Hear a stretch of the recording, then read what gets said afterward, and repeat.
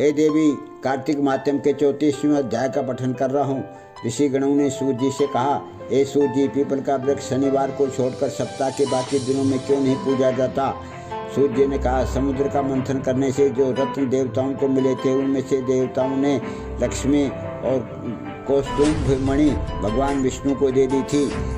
और विष्णु भगवान जब लक्ष्मी से विवाह करने के लिए तैयार हुए तो लक्ष्मी ने कहा, प्रभु, जब तक मेरी बड़ी बहन का विवाह नहीं हो जाता, आप मुझ छोटी बहन से विवाह कैसे कर सकते हैं? इसलिए आप पहले मेरी बड़ी बहन का विवाह कीजिए, बाद में फिर मुझसे विवाह कीजिए, क्योंकि ये प्राचीन नियम है। सूर्य जी बोले, लक्ष्मी के ऐसे वचन सुनकर भगवान विष्णु ने लक्ष्मी की बड़ी बहन का विवाह उद्दालक ऋषि के साथ कर दिया। वह लक्ष्मी बड़ी क्रूर थी, बड़ा मुख, चमकते हुए दांत, गद्दा के समान शरीर, बड़े बड़े लाल लाल नेत्र और सूखे बाल। महर्षि उद्दालक भगवान विष्णु के आग्रह पर उससे विवाह कर उसको वेद मंत्रों के ध्वनि से गुंजाते हुए अपने आश्रम में ले आए। वेद ध्वनि से गुंजित हवन के पवित्र धुएं से सुगंधित मनोहर ऋषि आश्रम को देखकर बहुत दुखी हुई। उसने महर्षि उद्दालक से कहा, इस आश्रम में वेद ध्वनि हो रही है, अतः ये स्थल मेरे रहने की योग्य नहीं है, अतः तुम मुझे किसी दूसरी जगह ले चलो। उसकी बात सुनकर महर्षि उद्दालक ने कहा, तुम यहाँ पर क्यों नहीं रह सकती और तुम्हारे रहने के योग्य दूसरी जगह कौन सी है, ये मुझे बतलाओ। लक्ष्मी जी ने कहा, जहाँ पर वेद ध्वनि होती हो, अतिथियों का सत्कार होता हो, यज्ञ आदि होते हो, उस स्थान पर मैं नहीं रह सकती। जहाँ पर पति पत्नी का आपस में प्यार हो, पितरों के निमित्त यज्ञ होते हों, देवताओं का पूजन होता हो, वहाँ पर मैं नहीं रह सकती।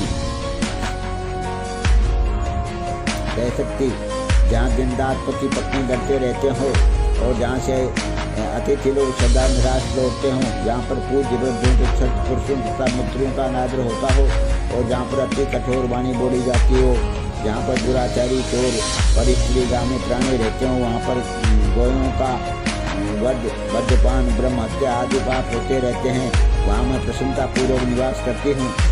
सूर्य जी ने कहा, इस प्रकार लक्ष्मी के वचन सुनकर महर्षि उद्दालक का मुख मलिन हो गया। वह इस बात को सुनकर चुप रह गए।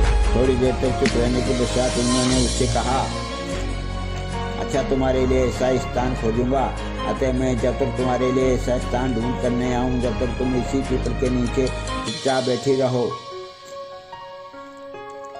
सूर्य जी ने कहा। महर्षि उद्दालक उसको पीपल के नीचे बिठाकर स्वयं उसके रहने योग्य स्थान ढूंढने के लिए निकले, लेकिन जब वह बहुत काल तक प्रतीक्षा करने पर भी वापस नहीं लौटे तो लक्ष्मी रोने लगी। उसका बुरी तरह से रोना श्री लक्ष्मी जी ने वैकुंठ में भी सुना। अपनी बहन का रोना सुन लक्ष्मी जी व्याकुल हो गई। उन्होंने दुखी होकर भगवान विष्णु से कहा, प्रभु, मेरी बड़ी बहन लक्ष्मी पति के त्याग देने से अत्यंत दुखी हो गई है। हे नाथ, यदि मैं आपकी प्रिय पत्नी हूँ तो आप उसे आश्वासन देने के लिए उसके पास जाइए। लक्ष्मी जी की प्रार्थना सुनकर कृपा सिंधु भगवान लक्ष्मी जी को साथ लेकर उस पीपल के पास गए जिसके नीचे लक्ष्मी बैठी रो रही थी। उसको आश्वासन देते हुए भगवान विष्णु ने कहा, हे लक्ष्मी, इसी पीपल की जड़ में तुम सदा सदैव के लिए निवास करो, क्योंकि मेरे ही अंश से इसकी उत्पत्ति हुई है और इसमें मेरा निवास रहता है। प्रतिवर्ष गृहस्थी लोग तुम्हारा पूजन करेंगे और उन्हीं के घर में तुम्हारी छोटी बहन लक्ष्मी निवास करेगी। स्त्रियों को विविध प्रकार के उपहारों से तुम्हारी पूजा करनी चाहिए। मनुष्यों को चाहिए कि वे पुष्प, धूप, गंध आदि से तुम्हारी पूजा करें, तभी लक्ष्मी उन पर प्रसन्न होगी। सूर्य जी ने कहा, भगवान श्री कृष्ण सत्य भावा तथा पृथु और नारद का संवाद तुम लोगों को मैंने सुना दिया है। इसके सुनने मात्र से मनुष्य के सब पाप नष्ट हो जाते हैं और उससे वैकुंठ लोक की प्राप्ति होती है। तुम लोगों को जो कुछ पूछना हो पूछ सकते हो, उसे भी मैं विस्तार पूर्वक कहूँगा। सूर्य की बात सुनकर शौनक आदि ऋषि महर्षि थोड़ी देर तक प्रसन्न चित्त वहाँ बैठे रहे। प्रसाद श्री नारायण जी के दर्शन करने के लिए चले गए। जो प्राणी इस कथा को सुनता है और दूसरों को सुनाता है, वह इस संसार में संपूर्ण सुख प्राप्त करता है। बोलो।